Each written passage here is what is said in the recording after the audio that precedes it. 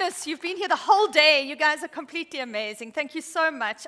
Just from what's been going on in the social, we can see that you guys have learned so much. Weren't our speakers incredible?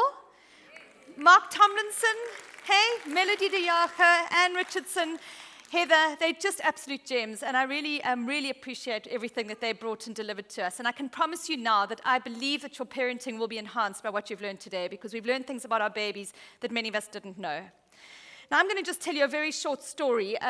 This is one of my favorite cities in the world, and there comes a moment in everybody's life when you desperately yearn for a roadmap, for a plan of how to move through a city and to find a route through and negotiate a city. And this particular city is Stone Town in Zanzibar. How many of you have been there? The most amazing place. We've been back many times. Now, for those of you who haven't been to Stone Town, this is what it looks like. A maze of narrow alleyways formed by towering coral white walls in which you can get yourself properly lost. Now, our very first trip to Zanzibar was in 1994, before we were even engaged. In fact, we got engaged there, and we've taken our kids back many times since then. But I can tell you something about 1994. Now, this is a long time ago. There were no cell phones with mobile technology, with roaming technology. There was no such thing as Google Maps, and there was no GPS. So when you are without those three things in a city like this, you are utterly lost. Now, I'm an occupational therapist, and there are many times in my practice, whether I'm sitting in rooms, whether I'm working with families on Skype, that I look into the faces of the moms and the dads who I'm speaking to, and I realize that they are just as lost in the quagmire of early parenting. So today I'm going to be giving you a couple of tips, a Google map really, when it comes to one of the areas of parenting, and that's colic. Now, one of the fascinating things that Mark very briefly touched on is a subject called mirror neurons. Now, mirror neurons, it's amazing research that was just kind of released a couple of years ago, 3 years ago, where they put functional MRIs onto the heads of people to see which of the pathways light up in their brain when they see certain things.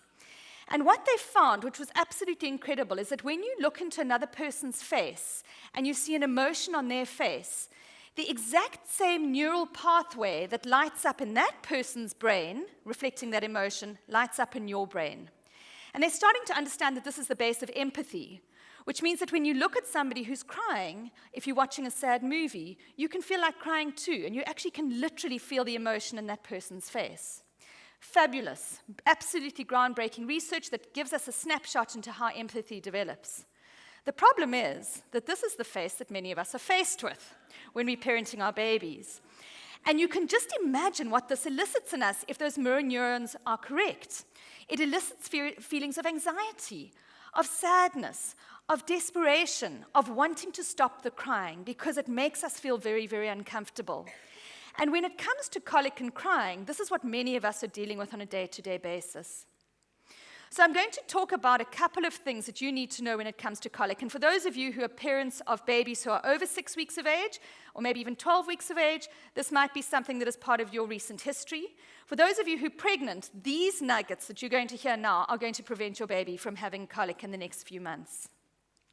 So let's talk a little bit about colic. Well, colic is a fascinating thing because actually it happens universally across the world.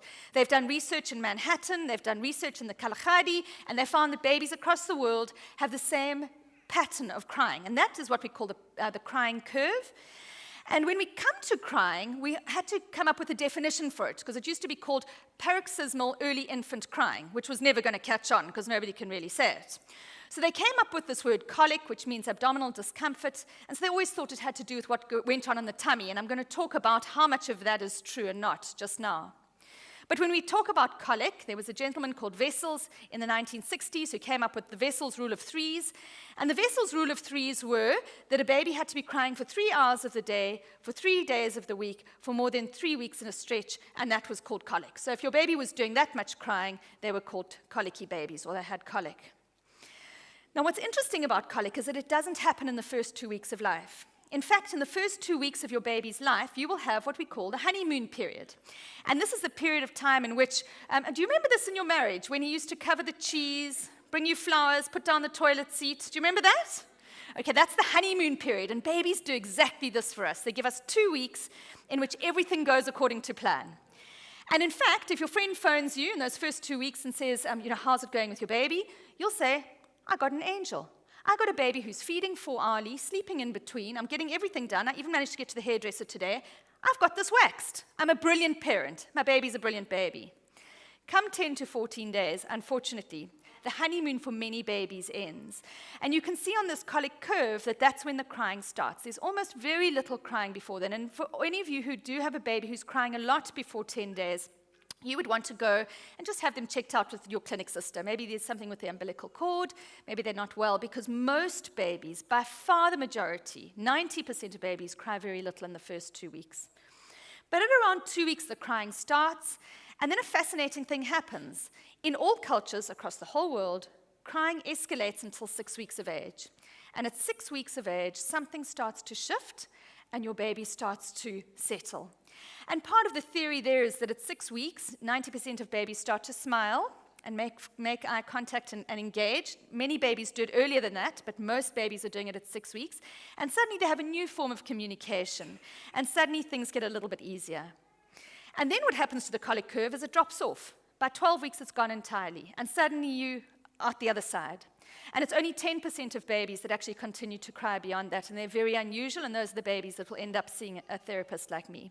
So that's your colic curve. It happens in all babies, and some of them will cry on the top end of the curve, which actually isn't showing up very well in this image. Some will cry a little bit more, some will cry a little bit less, but that's pretty much the colic curve across the world. So what is this about? I mean, if it's so universal, and it's so almost normal, then what is it about? Well, the secret lies in this. Okay, here's a giraffe, and like all other mammals, within a few seconds of birth, the giraffe falls out, and the giraffe gets up, and the giraffe moves on with the herd. This does not happen to human babies. So what is the reason for that? Well, the reason that human babies can't do this is that we are the only mammals that are, first of all, bipedal. We're upright. And so by being bipedal and upright, we needed to get upright so we could use tools and do things with our hands.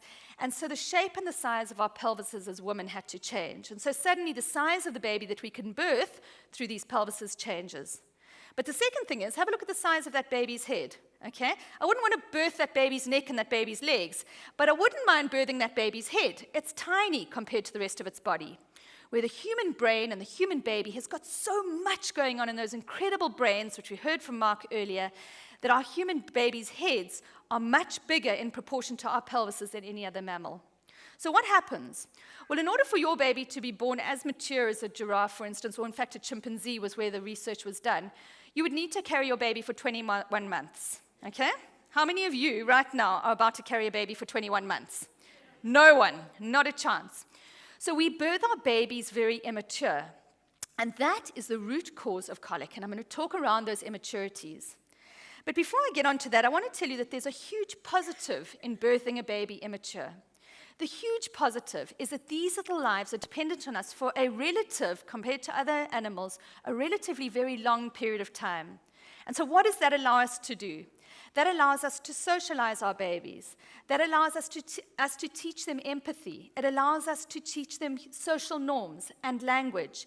And we are the only species that gets the pleasure of doing that. Your child will identify with your family, with your culture, and with your morals because you've got a very long period of time in which to do that. It's a wonderful gift. The flip side of that immaturity is that you're going to have a little bit of a grumpy baby. So where does that grumpiness come from? Well, there's 2 areas in the human body that end up being too immature for being born so early. And the one area is the gut, and that's what I'm going to talk about first. So our little tummies of our babies are immature. It takes time for them to adjust to food, and that's the reason why we don't introduce solids to our baby at birth. It's not appropriate. They can't deal with it. The only form of nutrition that a baby can take in the first few months of life is milk. But even that milk creates a little bit of a challenge. And the reason for that is that babies are born with a lactose intolerance, and that's got nothing to do with something that's pathological. There is such a thing as pathological lactose intolerance where a baby's very sick, and that baby's not thriving, not gaining weight, and is very ill.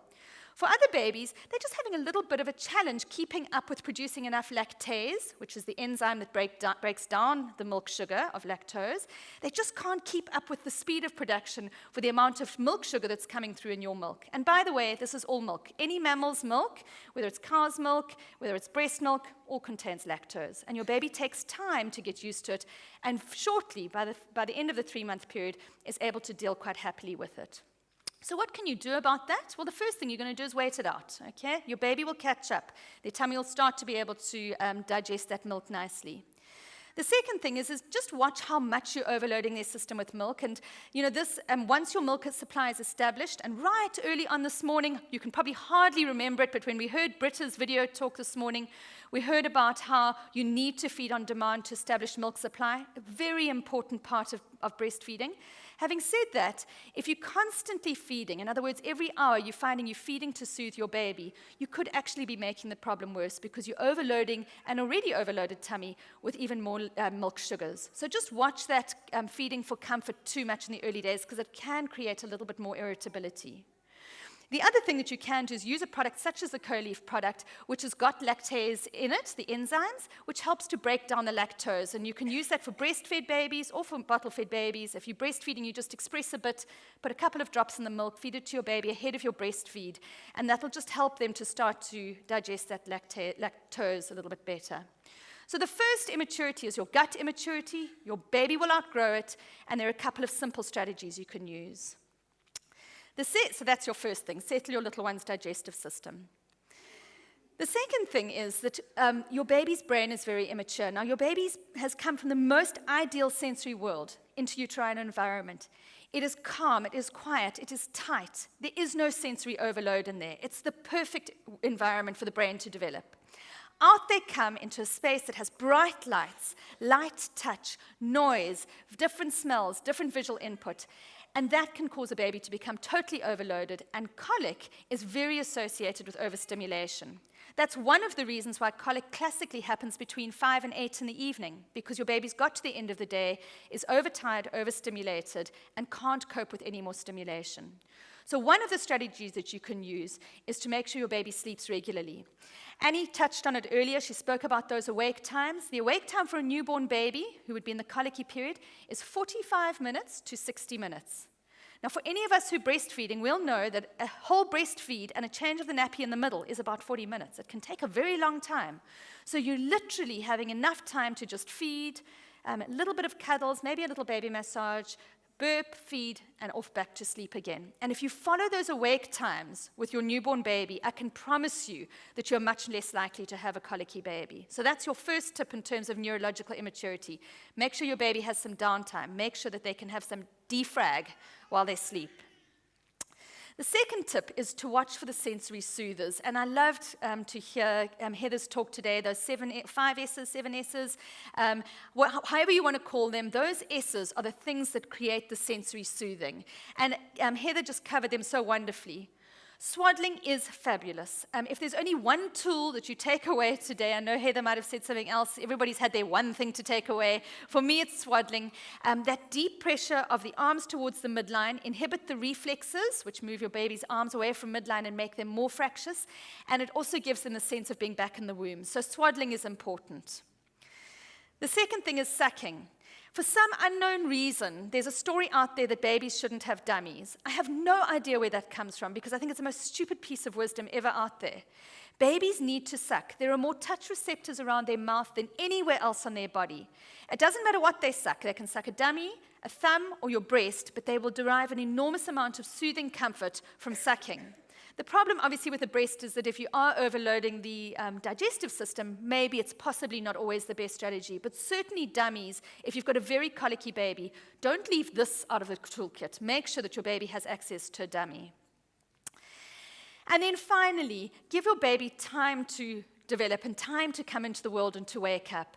Those first 6 weeks in particular are a very important time of quiet time, of time when you're alone and you're holding the world at bay. And one of the pieces of advice that I always give to dads is to create an environment, a vessel for your wife and your child to be in, to allow them to bond and keep the world at bay. Now, I'm going to tell you that a month ago, we went back to Zanzibar and with our kids, with our teenage children. And this time, it was a very different place. First of all, we had international roaming, we had GPS, and we had Google Maps. But more than that, Stone Town was etched in my heart. It's a place I know very well. I can get around that town without a map. And as I finish off today, and I think bringing the whole of today together, I want you to know that it is within your heart and within you to be the most amazing parents. A lot of what it is just slowing down, taking a deep breath, and really believing that you are the best parent for your child. Often when we're giving advice over the course of a day like today, parents say, it just makes so much sense. And the reason that it makes so much sense is that when you stop listening to the noise, it is what sits deep within yourself. So believe in your ability to care for your baby, to prevent the colic, to get them to settle, and know when you're going to wean them, because all of that exists within you. And above all, connect with your child. It's the most important thing you can do. Thank you very much.